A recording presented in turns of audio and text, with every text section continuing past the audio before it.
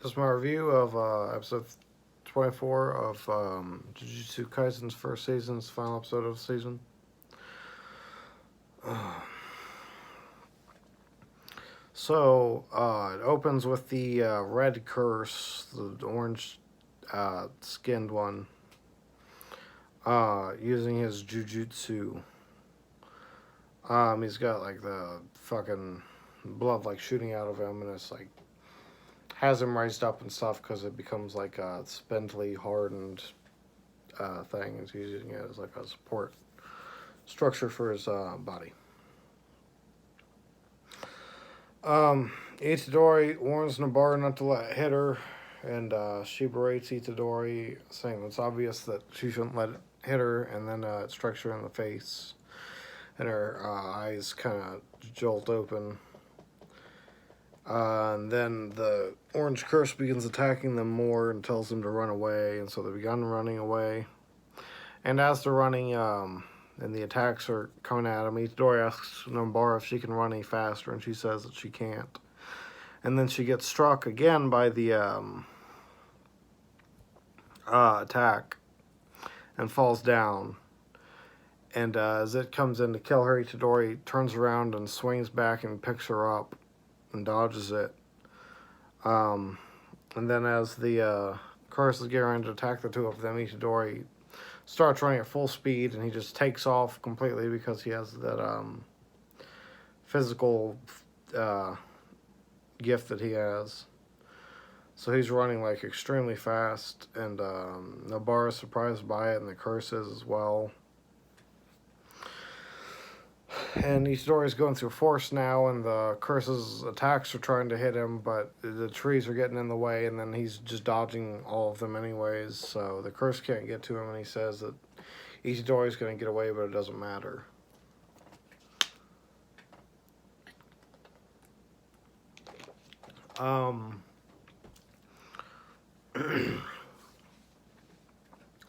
Itadori then jumps over like a fencing and lands on a highway, and he slides and then turns around and slams his back into a guardrail, trying to protect Nobara.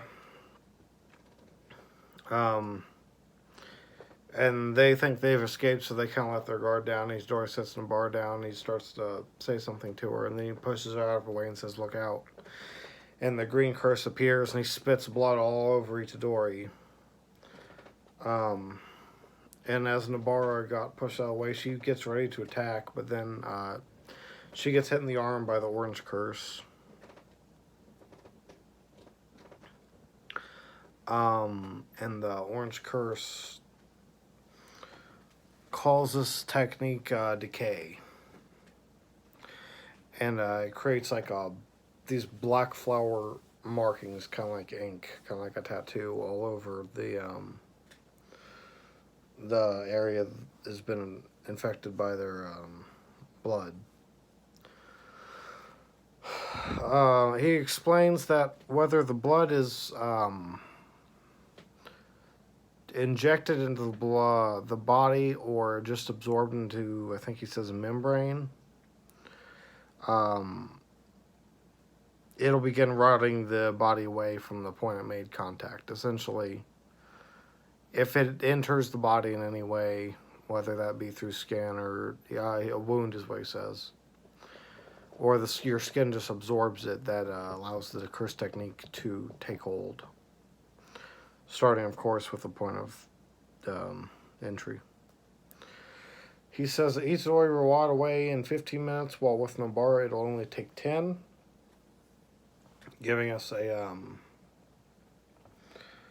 time frame here. Itadori kind of thinks to himself that he wants to make them release the technique. And the curse reveals that now that he's explained it, it'll work even faster, so we are sticking with that concept of if you explain your ability to somebody, it makes it more effective.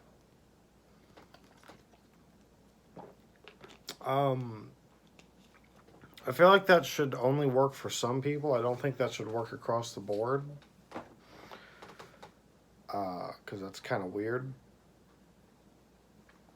That's just fucking rule for Jujutsu is if you know how it works, then it's more effective on you. That's just bizarre. But essentially, that made it even faster. So I guess we could say Nabarro is going to take, I don't know, 5 minutes, and Itadori will take 7. I don't know. They don't give a specific time. I'm just going based on how the fight goes. Then we get like the backstory for the death paintings, and there's some woman that never had sex but got pregnant with a child, and she wasn't aware that it was from a curse. She didn't know that she could get pregnant from a curse. It's like some weird gift she had.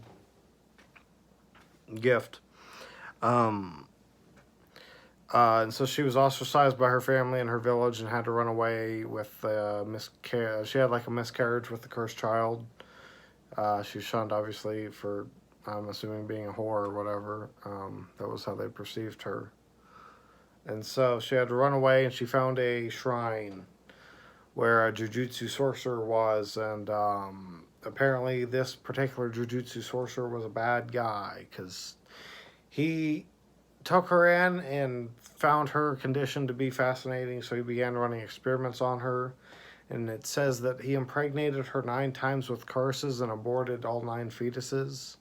I don't know if that means that he made the curse impregnate her, or if he raped her and then had the infant be corrupted with cursed energy. They don't really explain that. But, yeah. She grew to hate the world, and that hate, I guess, is what manifested the death paintings, the curse wombs. Still don't have an explanation of what a curse womb is, but that's essentially how these death paintings were made, apparently. And then we get a backstory for the death paintings. The orange one is named Keizo, or Eizo. The green one is named Kichiru, and there's another one that's basically just looks like a normal guy, but he has dark shadows under his eyes, making it look like he has a lack of sleep. His name is Chozo. And he says that Eizo will live for Keichizu, Keichizu will live for him, and he will live for Eizo. And essentially, the 3 of them are one.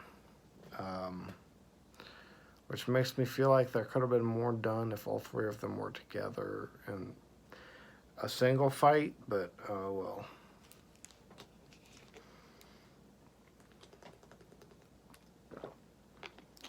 I'll just have to assume that Chozo is much more powerful than all of them. He is the oldest,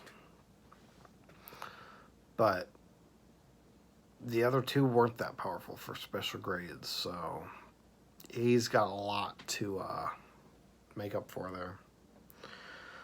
But that's me getting ahead of myself, I guess.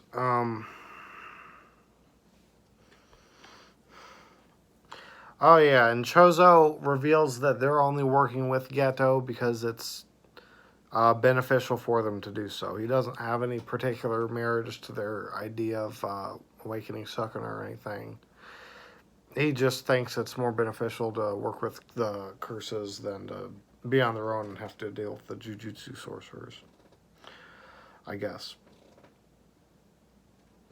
And so Ezo's thinking to himself after the flashback is done that they've won, but then Nabarro begins laughing and pulls out a nail. And she basically says something about them being connected, and she uses resonance and stabs the nail into her wrist.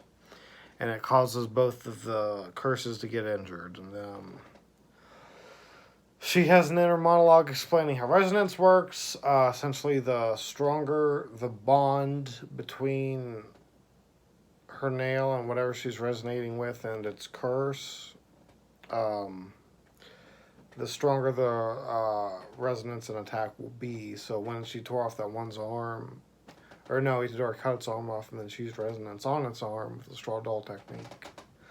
That was able to kill it because it was a weak curse and because the arm was a strong bond. And since she says blood wouldn't normally be that valuable, but since it's being used in a technique that directly connects her life force to theirs, it's actually really powerful. So she's able to hurt them significantly with resonance.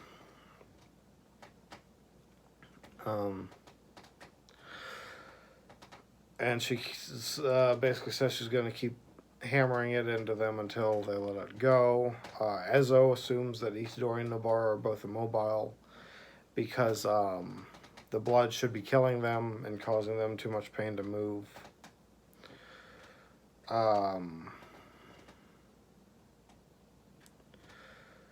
But as he's thinking that, Itadori ends up zipping around to Kechizu and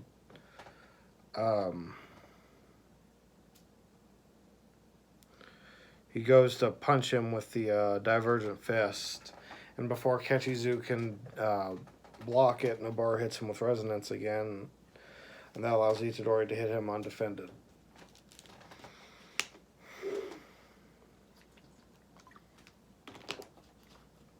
And then Nobara goes into a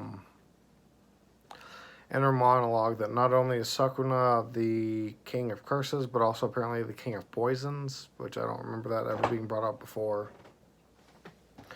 But she basically likens their ability to being poison, even though Ezo said it really isn't. It just causes people to decay. But if it's supposed to be like a poison, then Itadori's resistant to it. And we get a flashback to Moondrakes from Junpei, and that's why his Moondrakes didn't work, because they had a poison. They didn't work on Itadori because Sakuna has a resistance to poison, so Itadori does too.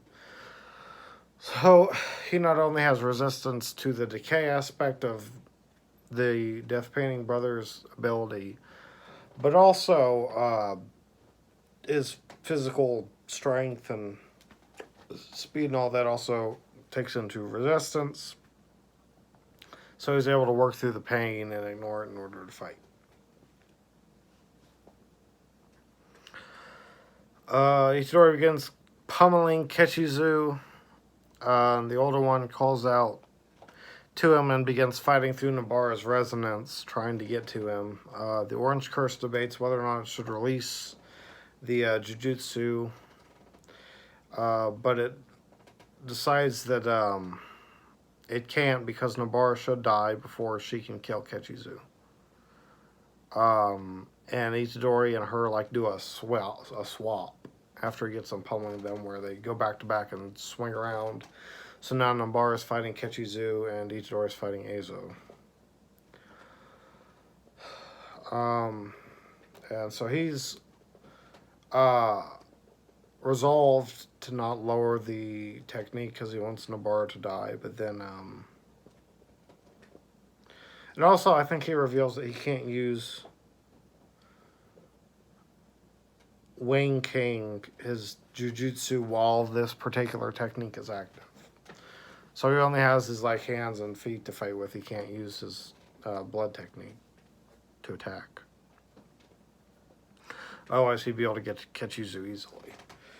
But he's resolved to keep it going and try to fight Itadori normally, but then Kechizu calls out to him in pain, and that call out from pain causes Ezo to immediately subconsciously lower the Jujutsu in order to try to save and protect his brother. And then Itadori begins pummeling Ezo. And he uses Wayne King finally again, but Itadori's too fast and is just dodging it easily. And then Nobara gets up to Kechizu, and Itadori's getting ready to deliver a big punch to Ezo. And we get flashes between both of them, and then it's shown that they're both activating Black Flash. Itadori's Black Flash punch tears off Ezo's arm. But Nobara's Black Flash nail resonance thing seemingly kills Kechizu. It slams him in the head and he falls down, and Ezo begins crying after he's lost his arm that he worries Kechizu is dead and he begs him not to die yet. Nobara turns around and then Kechizu gets up behind her and gets ready to attack her. But she uses the hairpin technique that she used against Momo in the forest. And it creates a giant nail that just breaks Kechizu's body into pieces. It's essentially like an explosion. And Azo kind of freaks out. Nobara relaxes for a second, then realizes Kichizu's body isn't disappearing, meaning that he wasn't a cursed spirit, he was a human transmutated into one.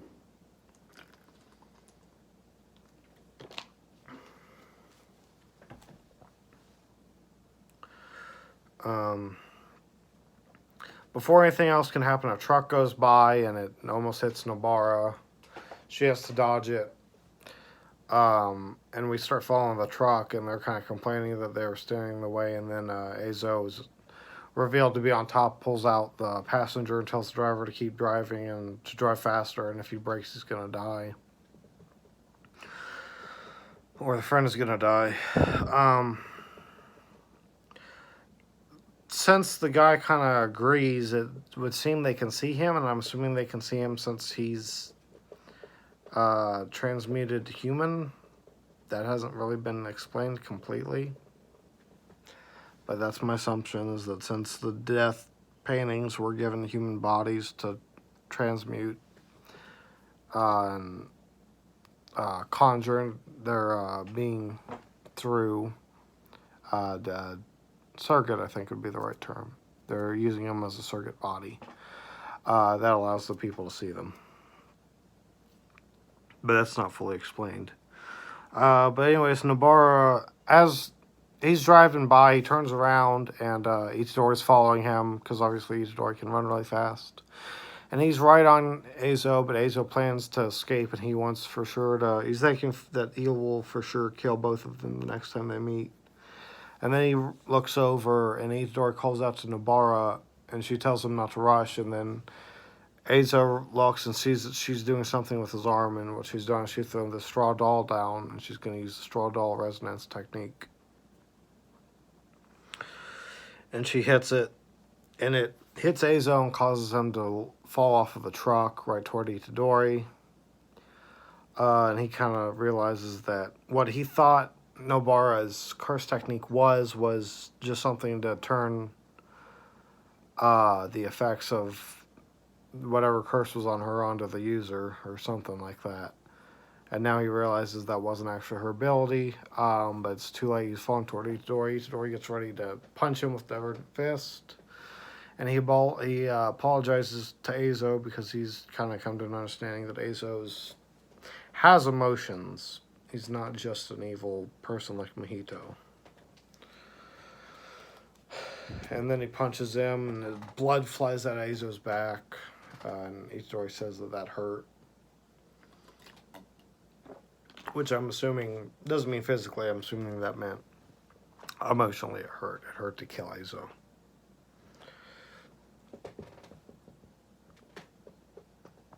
We come to Chozo, and he's playing some board game with Mahito and Geto.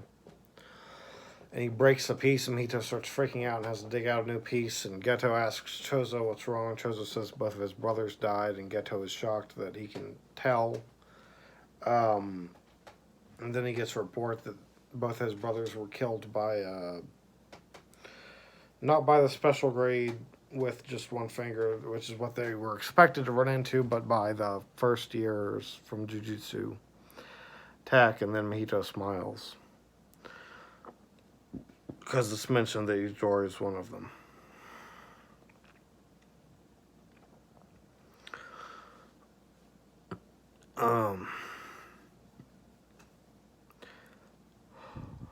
Itadori is upset and asks Nobara if she feels alright, and she says she's fine, asks why he asked. And he asks if it's her first time killing someone instead of exercising a curse. And she just says, well, what about you? And he kind of gets into he's killed 3 people before, and now he's killed 2, well, 1 more. Nobara just basically says that she doesn't want to worry about it because she's only concerned about the people she cares about. She can't worry about everyone else. But Itadori feels bad because Azo cried for Kichizu. And he knows that he cared for him as a brother, so he kind of feels guilty about killing him. Killing both of them, really. We see that Eizo is holding Kechizu in his arms, so I don't know if Itadori just put them like that, or if Eizo like was still alive after the punch, maybe just crawled over to his body or what. I don't know. Kind of weird, but he's holding him.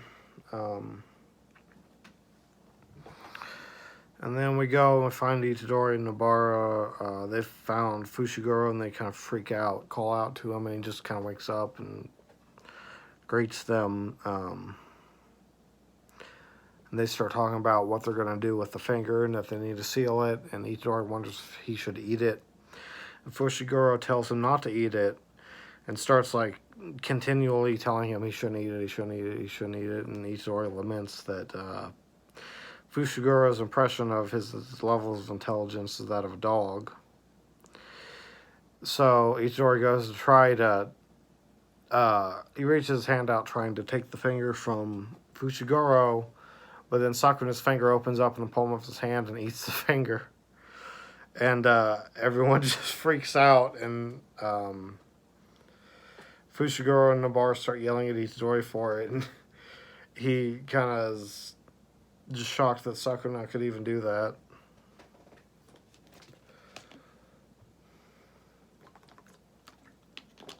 And then Nita, the blonde-haired woman that's been looking after them, finds them, and she's up on the bridge and starts yelling at them about how they should have answered her calls and stuff. I skipped over that. Earlier in this episode, there was a scene where she was trying to call them and then starts driving after them. But here she's found them, they're going to her. Then we have a bit of a time skip, and we see Gojo's bragging about his students defeating special grade curses to Utahime. Gojo's worried about that a student of Jujutsu Tech might be the traitor that's been giving information to the curses. Gojo pays Mei for something, I'm not sure what, but I think it was to promote his students, because that's what happens at the end, but I'm not sure. Fushiguro realizes that Sakuna is awakened, or his awakening from Itadori eating him is what's activating all the other fingers and causing all of the curse stuff special grade curses with fingers to awaken. He blames himself. Well, he's worried that Itadori will blame himself for all of the people getting hurt, so he swears Nobara to secrecy to save Itadori's emotions. But then immediately we find out that Itadori already knows because Sakuna is berating him, telling him that because he ate the finger, now all of his other parts are awakening and he's causing people to get hurt. Itadori tells him not to let Fushiguro know that, so he's worried about how Fushiguro will take it. I'm assuming because he was in the compromising position that made Itadori eat the finger in the first place. I'm assuming that's what Itadori's worried about. I don't know. And then we see Maki's training with Panda. Panda gets better of her, knocks her down, and asks her why she isn't doing that good. And she says that she's sloppy because she had to spend so much time recovering, and then she goes to attack him again. After Panda mentions that Itadori, Fushiguro, and Nobara all beat a special grade each. And then we see that Todo and Mei are in front of Guro Ganshi, and they promote Itadori, Nobara, Fushiguro, Maki, and Panda all to be first grades. So they've all been promoted. And then we get to the end of the episode. Itadori is carrying a bunch of bags for Nobara, clothes and stuff, and he almost drops some of it, but he catches it. Nobara wants him not to drop anything, and she's pretty angry about it. He agrees that he won't drop anything, and then as soon as he agrees, a shirt falls out of the stuff and hits the ground. She punches him in the face and berates him for dropping it.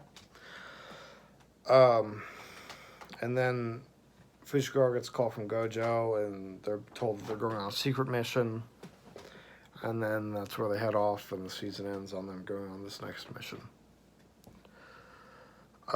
Pretty good episode, pretty good fight. Obviously, nothing's going to top Itadori and Todo versus Hanami. I have a hard time believing any fight in the series is ever going to top that, because it was just so perfectly structured. But we'll see you in season 2.